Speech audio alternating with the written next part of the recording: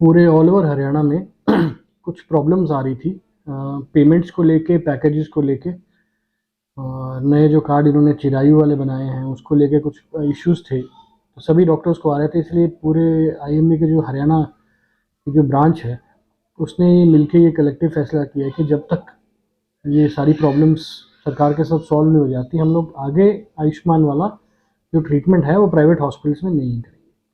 तो सर कितने दिनों के लिए ये जो फैसला लिया गया? हमने सरकार को नोटिस दिया था 15-20 दिन पहले, और महीने से बात चल रही है। 15 दिन पहले नोटिस दे दिया था, एक डेट दे दी थी, लेकिन कोई उस पर सुनवाई नहीं हुई जितना हम लोग चाहते थे। तो अभी 15 दिन का और टाइम दे दिया कि 30 तारीख तक हम लोग दोबारा इसको जो है ना आईएमए हरियाणा इसको दोबारा रिव्यू करेंगे। तो अब तो 30 तारीख तक आप मान के चलेंगे। तो कितना बजट है जो आज तक हॉस्पिटल को नहीं मिल पाया? 300 से 400 करोड़ रुपए का माना जा रहा है। ज़्यादा भी हो सकता है, कम भी हो सकता है, पूरे ऑल ओवर हरियाणा में। सिरसा की बात करें तो 25 से 30 करोड़ का है। तो जो फिर पेशेंट है उनको अब किस प्रकार से कैसे हैंडल किया जाएगा? हम लोगों ने पहले ये अखबार में दिलान देना शुरू कर दिया था। डीसी को हम लोग ज्ञापन दे आए थे, सीएमओ को हम लोग ज्ञापन दे आए थे कि भाई ऐसे करके हम लोग ये सर्विसेज और नहीं दे पा रहे हैं क्योंकि हमारे बस की नहीं रही है ये। तो और हम लोगों ने अखबार में भी उसके ज़रिए भी हम लोगों ने सारी न्यूज़ डाल दी थी, ताकि जितने भी पेशेंट हैं जो आयुष्मान का अगर लाभ लेना चाहते हैं तो मेडिकल कॉलेजेस या फिर सरकारी जो इंस्टीट्यूट्स हैं वहीं पर ही जाके करें। तो सरकार के साथ आपकी बातचीत होती है? सरकार का क्या कुछ कहना है इस योजना को लेकर और ऐसा आपकी है, मांगों को लेकर? ये एक तो नेशनल स्कीम है, ठीक है। तो जितनी भी हमारी बात होती है ये आगे ऊपर तक जाती है, फिर ये वापस आती है, ठीक है ना। तो थोड़ा सा टाइम भी लगता है इस चीज़ों में।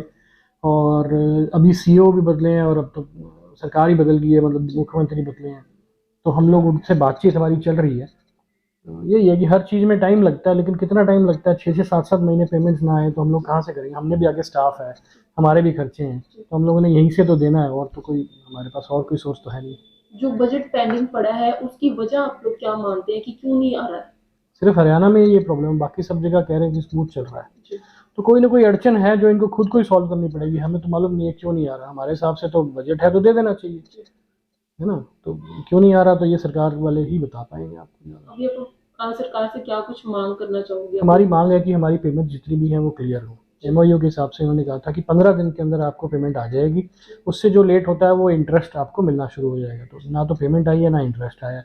सेकेंडली, डिडक्शंस बहुत ज़्यादा हैं। पैकेजेस अप्रूव हो जाते हैं, बीमारी ठीक होकर पेशेंट घर चला जाता है, उसके बाद जब आता है तो 10,000 का बिल था तो 3,000 रुपये आ गए, 3500 रुपये आ गए।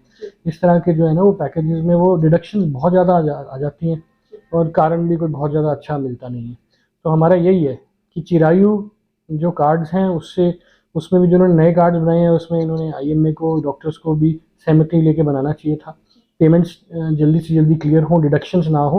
और नया एक इन्होंने पैकेज जो है आयुष्मान का 2.0 किया था, उसमें पैकेजेस थोड़े अच्छे थे जिसमें और बेनिफिट मिल सकता है ना। तो वो इसमें जो है ना वो इंक्लूड किया जाए, क्योंकि हर साल महंगाई बढ़ती जा रही है, सब चीज़ों के दाम बढ़ते जा रहे हैं। हमारे रेट इन्होंने 6 साल से वही सेम कर रखे हैं, तो महंगाई तो हमारे लिए भी बढ़ रही है ना। तो ये इसीलिए हम लोगों ने ये मांगे रखी हुई है। तो आईएमए हरियाणा इस पर काम कर रही है। तो तो जो हमारे पेशेंट का खर्चा आता है उसका आप बजट देखते हो, बजट से कम पैसा जी आता बजट है? से कम पैसा आ रहा है। जो अप्रूव हुआ अमाउंट होता है वो कट के आ रहा है।